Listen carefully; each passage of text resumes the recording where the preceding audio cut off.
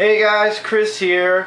Finally with the video I've been trying to do for about a week now. I'd say about a week, give or take, but with the hurricane and working on other things, everything's been up in the air. A little whiles back, one of my friends, Dalkin Howlett, I always promote his site, you guys should check him out, he does great comic reviews, also a good friend of mine. He made a video talking about what influenced him most into comic collecting. And I heard a few people did certain types of videos also, like talking about their what influenced them, why they started collecting comic books. And I wanted to do this for a long time. And I did make a video about this kind of a while back, but I never actually had like the stuff with me of what started me in collecting and everything like that. So as you guys saw from the prequel, we went upstairs today and we had to move everything back, and I found the box that had my first ever comics. Not what influenced me to start collecting, but the comics I had as a kid. Growing up was, I can't say I missed out on anything much growing up, except maybe having a father. That's personal. I mean, I do have a father, but semantics. You have it, but you don't. And that's how I'm going to leave it. So I was raised basically by my mother and grandmother, and I raised me and my mom. I helped my mom raise Mike. Hi, Mike. Hello. So I have no regrets in life as far as my life, except for I wish I could have done more. But what person can't say that? Growing up, I wish I could have done more. But what really influenced me most in the comic books was, as a kid, I hated reading. My average was terrible. My best subject at the time was math, and I hated reading. I was terrible at reading. Later on, one of my teachers had suggested to my mother on the side, because you can't really suggest this, that maybe start him in comic books. Maybe he'll read comic books. So my mom took me to the comic store that used to be here, which was Bullpen Comics. And she told me just pick out any three. And I actually still have one of the three I picked out, which was Amazing Spider-Man 375. And it had Venom on the cover. It was a gold cover. Really, what caught my eye the most, it was this, and actually I do have a second one, but it'll put everything else out of order. And also I got Venom 1, Lethal Protector #1. Also because of the shiny cover. And I liked Venom at the time. Venom actually caught my eye. So these didn't influence me into collecting, but through this one comic I actually said, you know what? Spider-Man looks cool, Venom is awesome. So I decided, okay. So I continued. I got Amazing Spider-Man 474, which came out before this. It's in terrible. You could tell a kid had this because you can see the terrible condition it's in. One of my friends gave me, he didn't want it, his Shazam 3-part reboot collection from the 80s. I had found one of the old Shazam comics in one of the side stores over here. And then I got a couple of other Spider-Man and Venoms. One of the ones I didn't expect to have, and I actually was surprised I had it in my box today, was Spider-Man 13, which I was actually surprised I had that. I got the rest of the Lethal Protector for Venom. I got parts 2, 3, 4, and 5. Not in any order. It's actually backwards. It's issue 2, issue 3, issue 4, and 5. Oh, 6. And then #1 actually goes underneath them. That's #1. These I got later on in life. This one I got later on in life. That one I got later on in life. Also, I got Venom Separation Anxiety Part 3. And then I passed by a newsstand once and they had Green Lantern, so I actually got 2 of the #100s. I got this one, I think, was the second one I got. I got that one first.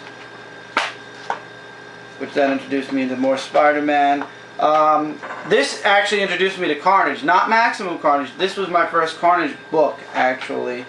And this was Spider-Man Adventures, The Birth of Venom. No cover, as you can see, because as a kid, yeah. So let's see, I'll try to find a good picture. There we go. That's from the animated series, though.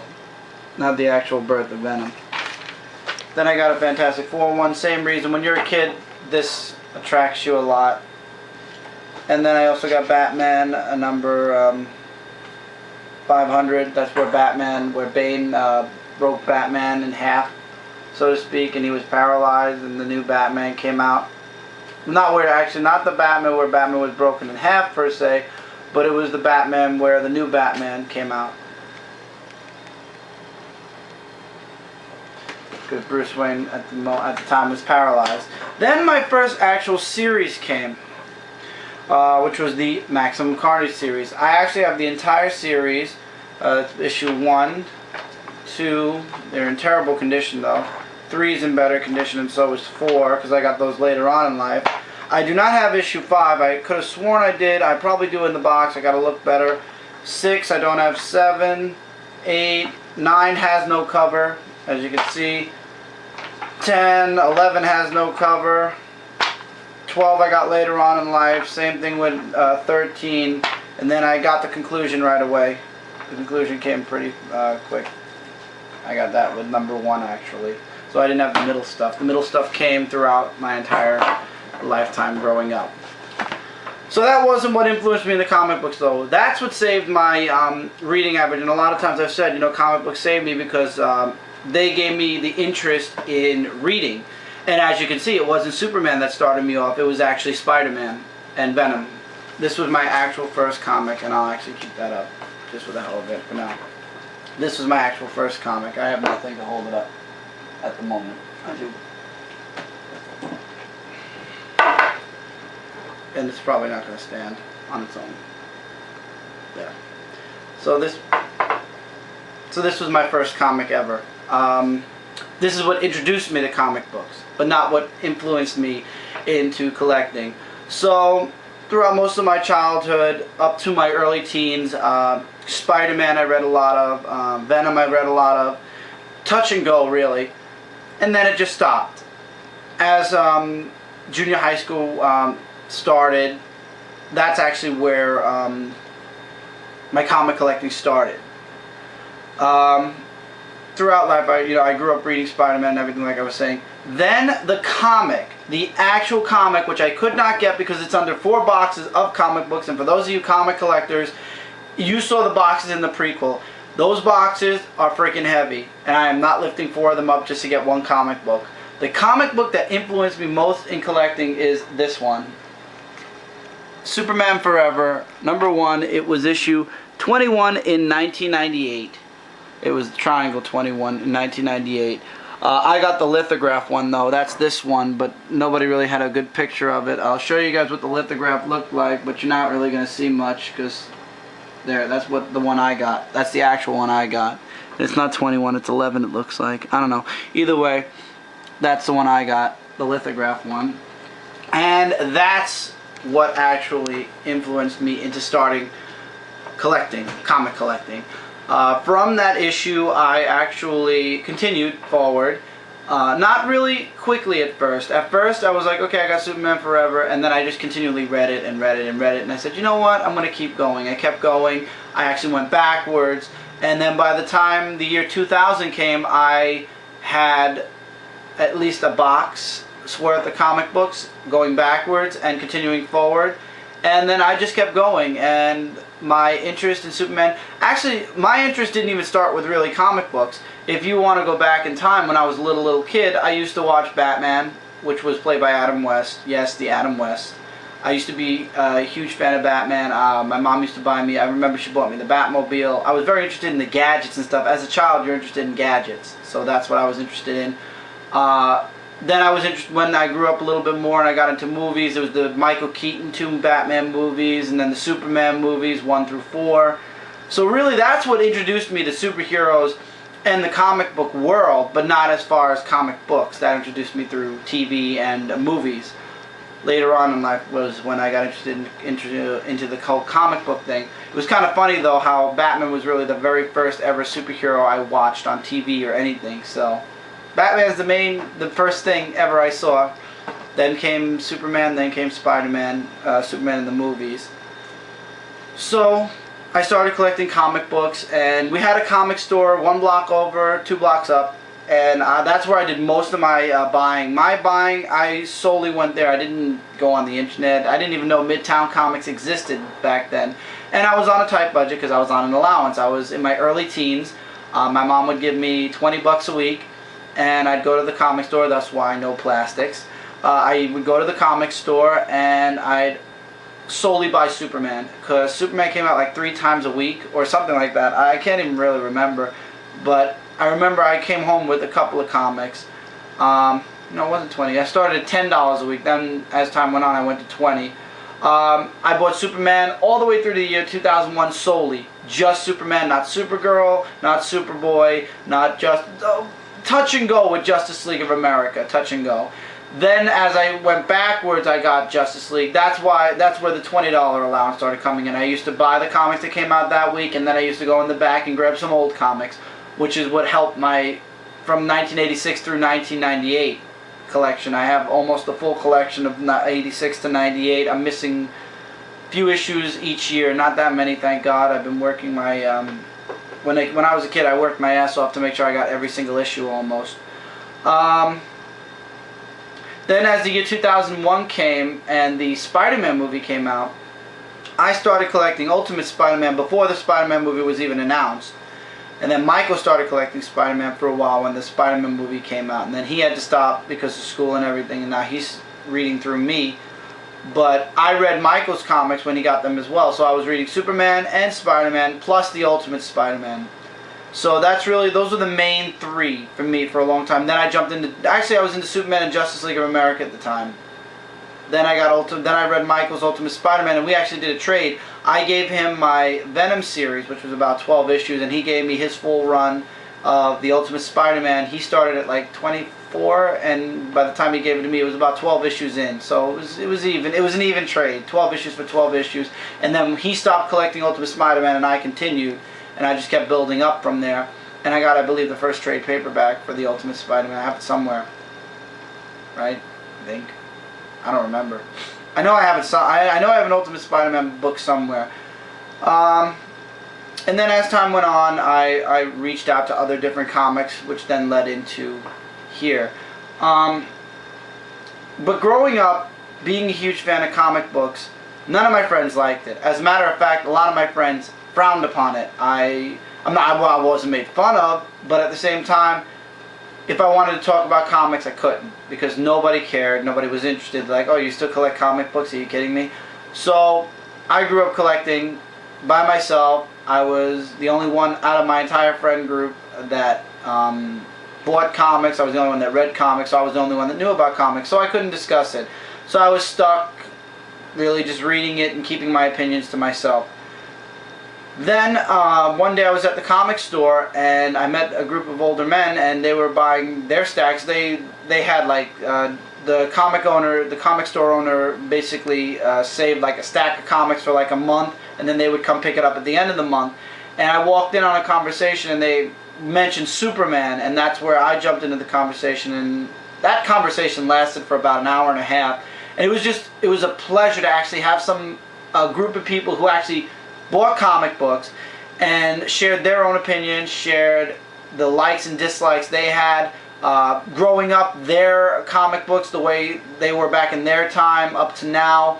It was just amazing, the whole interaction between comic book collectors. And unfortunately, that only happened about twice the entire existence of that comic store. 2 years in a row, the last 2 years the comic book store was around actually, the owner asked me to come work with him on Free Comic Book Day. So it was fun being behind the desk instead of in front of the desk, and just having that interaction with people who came in for Free Comic Book Day. Unfortunately though, this was not a prime area for a comic book store, and in 2000, and I believe it was 4, was it 4, Mike? Or no, it was 2008. In about 2008, the comic store was shut down. The owner decided he didn't want it anymore, and that's when I was introduced to Midtown Comics. That's when I had created my Dark Avenger site a year later. So all my comic books now were coming from the internet instead of me walking up the block to a store. Do I miss it? Absolutely. I always enjoyed walking into a comic book store, having a wall of comic books, being able to just pick out the comic books the day they came out, and bringing them home day of. Unfortunately now, it's like I order the comic books the day they come out, I order them a week in advance, but I don't get them until about 2-3 days after they come out. So my comic book day went from being Wednesdays to Fridays and Saturdays, depending on delivery. And on the holidays, you guys know about deliveries, always late. So then it went to the following week on Monday. I'm not looking forward to the holiday seasons because I know things are going to be backed up. I'm going to purposely buy comics in a lot of comics so that this way they ship it faster, because they do that if you buy X amount of comics. But yeah, I grew up, there was no comic book community for me. I was the only one. I would talk to my family about things going on in comic books. I would talk to Mike about it because Michael sometimes would be interested. But for the most part, I was alone. It was a really lonely hobby that I had because nobody really cared. And it really was more along the lines of, if I mentioned it, it would cause more ridicule than conversation. So I would just stop talking about comics completely, because who wants to hear, oh, you're still collecting that? Don't you think it's time to move away from that? Don't you think it's a little kid? You know, I know people who were in their 80s and they were in that comic book store buying comic books every month. And I'm not talking a stack this big. I'm talking about a stack about this high that you'd spend about $300-400 on. Now, back then it was only about $150 because comic books were cheaper. Here you can see the price. This was only, this was a special issue. This is not a good one to per se. $1.75 were the normal prices back in the 90s. I'll be honest, my favorite series, all of my favorite series, Superman, Spider-Man, everything in the 90s, from 1990 to 1998. I'll give it I'll say 8 because 8 is where things started going haywire. The 90s was the time for comic books. Those were when the best stories were created. The death of Superman, Batman was paralyzed, Maximum Carnage, the creation of Venom and Carnage was in the 90s. After Infinite Crisis, the birth of Booster Gold, Blue Beetle, who then died in the early 2000s. They were huge. Wasn't there a comic Superman vs. Superboy in the 90s? That was a crossover. It wasn't a big deal. Oh. But there was Panic in the Sky. There was a Justice League. The Justice League began, and Superman joined the Justice League for the first time. Superman versus the Flash race. That was in the 80s, the first one. The second one was in the 90s. Yeah, I meant the second one, yeah. Yeah. There was just so many things that went on. Superman grew long. His hair, when he came back from the dead, his hair was long. You know, it was like, and the artwork, my God. This is one of my favorite artists. He actually did Spawn for a while. He created Venom, actually. I don't think he did this book. Let me make sure first. No, I don't think. He did do this book. Todd McFarlane actually was the one. I just want to make sure I don't want to look like an idiot. No, he didn't do this. Could have sworn he did. No, I could swear he did. The writer was Tom DeFalco. Tom DeFalco was wow. I don't know. It looks like his work though. But anyway, it was just amazing stories. You know, you always wanted to read more. I mean, the artwork in all the books was just like wow. I mean, come on. So the 90s was my favorite time, and whenever I go into a comic book store, far and in between, that's like when I travel, the first thing I always look for is books from the 90s. Then I go to the 80s, and then I'll move forward, but mostly 90 books. I will kill to have a full 90s collection of Spider-Man, Superman, and and X-Men.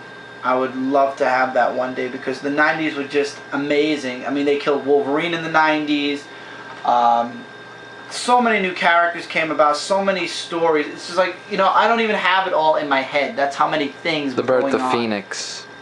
Phoenix happened. I believe Phoenix happened in the 90s. An animated series too happened. Yeah, it's just like comic books boomed in the 90s in my opinion. I mean, I'm sure they boomed before that, but as far as the paper versions, they boomed in the 90s for stories, for writing. I don't know what happened from the year 1999 through to now. I mean, DC Comics feels like they got a reboot. Marvel Comics has event after event after event, but Marvel Comics for the most part never rebooted, so I give them props there. But growing up, from when I started with Superman Forever, my main focus was always Superman. So by the time the year 2000 came, you could ask me anything about Superman and I knew it. I basically lived only in the DC universe. I touched the Marvel universe through these old books, but I did not understand it. The DC universe, I knew everybody and everything that was had gone on, that was going on. You could ask me any Superman trivia question, I could answer. One of my friends, one of the people did something on the internet not too long ago, a few years back, and I answered all those questions like that. It was all about Superman. He's like, wow, you didn't get even one wrong. I said, I know, because I grew up with Superman. Which is why you guys have to understand, yes, this relaunch might be needed for DC. Maybe it isn't needed. But from a person like me, who's read the 90s, the 80s, you know, and grew up with Superman. Literally, in 2 years, I grew up with Superman from when they rebooted him in the 80s all the way through to the 90s, the late 90s, because by the time I had caught up, it was about the year 2000, 2001. To see them not erase all of it, but change it and flip it around and do different things, you gotta understand my point of view. That's my entire childhood. As far as I started collecting when I was in my early teens, and I'm now in my mid-20s. That's a long time. So that's 12 years almost. I grew up with Superman 12 years of my life. So to see them redoing the whole thing now, it's kind of bad. Battery showing? Alright, well, I'm going to conclude it now. But then, the wonders of YouTube. Yes, I cursed them out on my group site, but on my site, I gotta say it was a blessing to find YouTube, because now I found a bunch of other people who love discussing comic books, who love reviewing new comic books that come out, talk about old comic books they have, old collections. I'd love to do that, but you guys saw in the prequel video, there's boxes on top of boxes up there, and there's more boxes on top of boxes in my room. So I have tons. It would take me years to do all my old comic books. So, you know, it was a pleasure to finally find that community of people that I've always wanted since I was like a kid. And that's why I'm really hell-bent on getting all of us comic reviewers together on Skype, even if it's not for a radio show, just to get everybody together so we can discuss comic books. It's like, right now, still, none of my friends collect comics. The only way and means for me to discuss comics are through these videos and through comments to other comic reviewers, and, you know, little conversations here and there. I mean, yes, Amber's into some comics, and I got Mike back into Spider-Man, and he's collecting Punisher. But it would be nice to discuss comics like from back in the 90s and 80s. Like, I know Dawkins was mentioning about Venom and stuff. I'm sure he knows what happened in this comic, and he knows about the Maximum Carnage series, and he knows about the origin of Venom. He knows about Spawn. I got into Spawn early last year. It's nice to have people that you could just sit back and talk to. And, you know, it's not only that. Then you become more than just comic collectors, you know, comic collectors discussing their collections and their comic books and the series. You become really close friends. I've seen that because I've been in Skype chats with figure reviewers, and you can see that they're very close. Like, how's your family? How's your wife?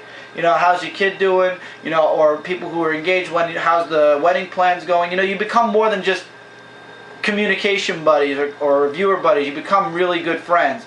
And unfortunately, though, I've seen a few people argue to the point where they actually went their separate ways, and that caused rifts in their community. But at the same time, most people stayed together, and that's what I would like to do. That's why I'm trying so hard to get people to share their Skype names. So far, I've got 2 Skype people that I've added on Skype recently. That at some point when I'm on Skype and they're on Skype, we'll be able to discuss. A few people mentioned wanting to be in an X-Men 14. I know she wanted to be part of it. If you have a Skype, by all means, please feel free to personal message me your Skype name. I'll add you on my list.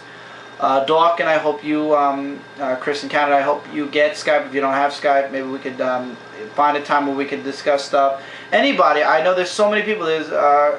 There are so many comic collectors that I'm actually subscribed to, and I watch their videos, but I'm sure they don't really know I exist. I'm sorry, I'm just going to open it up, and because I know I'm missing a few, and I want to show my, I'm not going to show my subscription list, but on my subscription list I can remember people that I have. I'm subscribed to a lot of other people at the same time, so it's got to go through the list. And their comic book reviews. By the way, it's Hooliganism 1982, not in 1984. I made that. I was wrong about that off the bat. I want to say that. Here, like Comic Book Level 44, I watch his videos from time to time. Comic Crazy Reviews from time to time. 123 Comic Man. I watch most of his videos. CTC Spirit. I believe that's his name. I can't find him at this moment on my list. I watched his videos. I have too many to list, but those are a few. I just went through the C's. We're a really good community. That's one thing I could say. Comic book collector community, we're really nice people. You know, you can message us and we'll answer you back. We're not too... Some people might be stuck up, but most of us aren't stuck up people. We don't think we're better than anybody else. We're actually very friendly people. Feel free to message any of us, and I'm sure you won't get anything but a nice, warm reply. That's me. I always give nice... If I get nice messages back, I always give nice messages in reply. And I love collecting comics, and I'll be collecting comics for a long time. And if I've learned anything through comic collecting, Superman's morals. One of my friends said I didn't even have to start collecting Superman. The reason me and Superman connect so much is because I am that kind of person in real life.